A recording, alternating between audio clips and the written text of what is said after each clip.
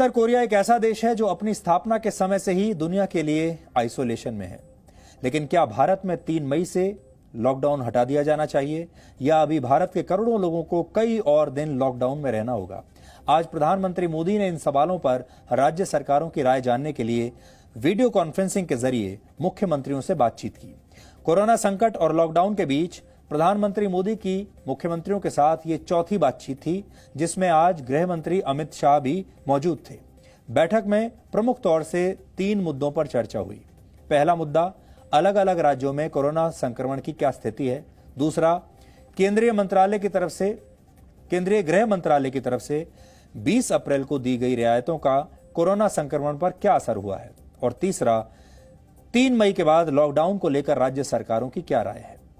करीब 3 घंटे चली बैठक में 9 राज्यों के मुख्यमंत्रियों ने अपने विचार प्रधानमंत्री के सामने रखे।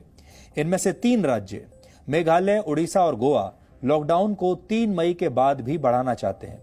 उड़ीसा ने लॉकडाउन को 1 और महीने बढ़ाने का सुझाव दिया है। हालांकि बैठक में आम राय यह बनी कि 3 मई के बाद तुरंत लॉकडाउन खत्म किए जाने के हालात अभी नहीं है। प्रधानमंत्री मोदी ने मुख्यमंत्रियों से कहा है कि लॉकडाउन खोलने को लेकर एक व्यापक नीति तैयार करनी होगी।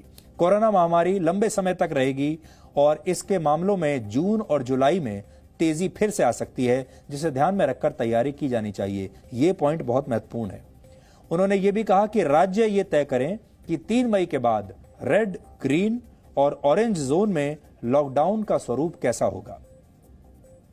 कुल मिलाकर इस बैठक का सार यह निकलता है कि 3 मई के बाद लॉकडाउन पूरी तरह खत्म नहीं होने वाला। हालांकि लॉकडाउन के नियमों में धीरे धीरे अलग अलग चरणों में ढील दी जा सकती है, और वो भी शर्तों के साथ। तो देश को 3 मई के बाद भी लॉकडाउन के लिए तैयार रहना चाहिए। आप सब लोगों को मानसिक रूप से तैयारी कर लेनी चाहिए। हालांकि आपको इसमें कई रियायतें मिल सकती हैं, लेकिन यह इस बात पर निर्भर करेगा कि आपके इलाके में कोरोना संक्रमण का मामला कितना गंभीर है। केंद्रीय स्वास्थ्य मंत्रालय ने देश के करीब 736 जिलों को कोरोना केसेस की संख्या के आधार पर 3 श्रेणियों में बांटा है, जिन्हें आप अपने स्क्रीन पर अभी देख रहे हैं। पहली श्रेणी है रेड जोन, जहां से सबसे अधिक कोरोना केस सामने आ रहे हैं। ये वो हॉटस्पॉट हैं जहां 4 दिन से भी कम समय में मामले दुगने हो रहे हैं, या जहां राज्यों के 80% मामले दर्ज हो रहे हैं। इस वक्त देश के करीब 23% इलाके यानी 170 जिले रेड जोन में हैं। दूसरी श्रेणी है ऑरेंज जोन, जहां पर काफी कम मामले सामने आ रहे हैं, लेकिन मामले आ रहे हैं। अगर किसी रेड जोन में लगातार 14 दिन तक कोई नया केस नहीं आता तो उसे फिर ऑरेंज जोन घोषित किया जाता है। इस वक्त देश के 207 डिस्ट्रिक्ट्स इस जोन में हैं। और तीसरी श्रेणी है ग्रीन जोन। अगर किसी इलाके में 28 दिन तक कोई नया मामला सामने नहीं आया तो उसे ग्रीन जोन बना दिया जाता है। देश में इस वक्त इस जोन में 359 जिले हैं। ताजा आंकड़ों के मुताबिक देश के 50% से ज्यादा जिलों में कोरोना संक्रमण के केस सामने आ चुके हैं, यानी आधा देश संक्रमण की चपेट में है। दिल्ली के 11 में से 9 जिले रेड जोन में हैं।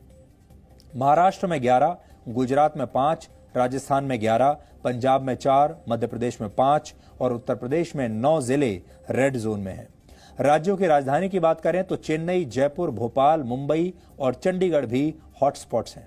दक्षिण भारत में आंध्र प्रदेश के 11, तमिलनाडु के 22 जिले हॉटस्पॉट्स की लिस्ट में शामिल हैं।